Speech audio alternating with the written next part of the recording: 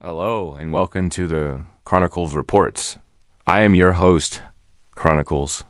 Today, we are diving deep into a historical inflection point that is reshaping not just a region, but the very fabric of international diplomacy and modern warfare.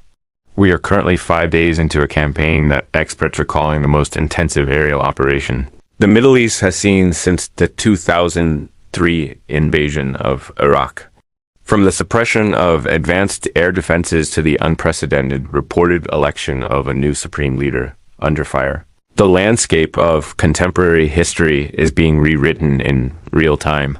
In this report, we will analyze the factual progression of these events, explore the linguistic and cultural irony behind the current leadership crisis, and argue how these high-level political shifts directly impact the safety and daily lives of millions. The current conflict, termed Operation Roaring Lion, has seen Washington and Jerusalem drop more than 1,000 munitions over countless targets. The intensity is staggering. B-2 stealth bombers have joined the fray, and within the first 12 hours, Iran's air defenses were effectively suppressed, allowing for open season in the skies. But this isn't just a story of hardware. It is a story of political decapitation.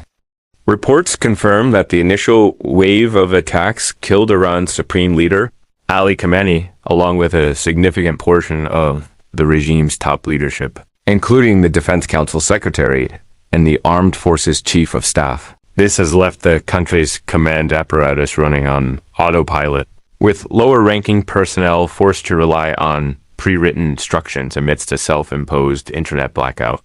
One of the most profound historical ironies we must explore is the reported election of Mojtaba Khamenei as the next supreme leader. To understand the weight of this, we must look at the cultural and linguistic roots of the 1979 Islamic Revolution.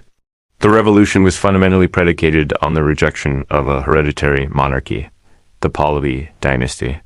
Yet, half a century later, the Islamic Republic appears to have come full circle, potentially installing the son of the deceased leader as his successor.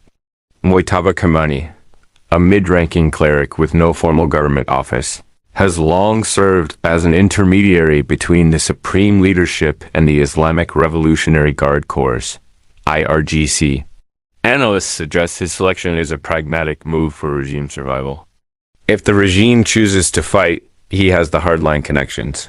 If they are forced into a deal with Washington, he has the standing to sell that deal to loyalists without it appearing as a capitulation. This shift from a revolutionary ideology to a de facto dynasty illustrates how political survival often overrides the very foundational arguments upon which a state is built. The IRGC declared earlier this week that there are no remaining red lines. This isn't just rhetoric. It has manifested in strikes against Gulf Cooperation Council, GCC, members like Bahrain, Qatar, and the UAE. This leads to a critical analysis of how modern politics impacts daily life. In Manama, drones have hit residential high-rises. In Dubai, wreckage from intercepted missiles has rained down on luxury hotels. These are not just military targets. These are the spaces of daily civilian existence. There is a burgeoning crisis in missile defense economics. The UAE and Qatar are facing a critical shortage of Patriot interceptors. These interceptors cost approximately $3 million per shot, and it can take up to 3 to guarantee a hit. With the U.S. only producing 50 to 60 interceptors a month and lead times running up to 3 years, the shield protecting these global hubs is thinning. This production bottleneck is a direct result of resources being diverted to other global flashpoints like Ukraine and the Pacific, showing how interconnected our modern security reality truly is.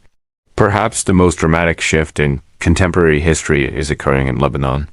For decades, Hezbollah has operated as a state within a state, maintaining an Iranian-provided arsenal that put the official Lebanese armed forces to shame. However, the breaking of the 15-month ceasefire on March 1st has led to a paradigm shift. As Israel launches a ground game into southern Lebanon, the Lebanese government has taken an unprecedented stand, issuing a total ban on all Hezbollah military activities.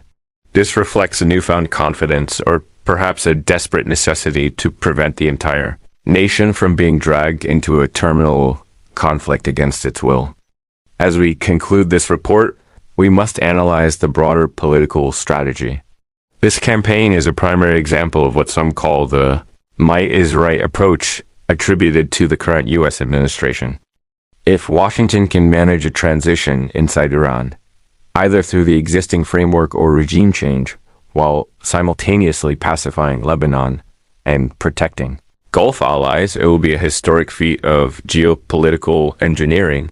However, as the sources indicate, this is a hell of a tall order. History teaches us that when a can of worms is blasted to pieces, the resulting wriggling bits of horror are difficult to contain. The impact on our daily lives, from global oil prices and shipping lane security to the very concept of national sovereignty, will be felt for decades to come. Thank you for joining us for this deep dive into the chronicles of our changing world.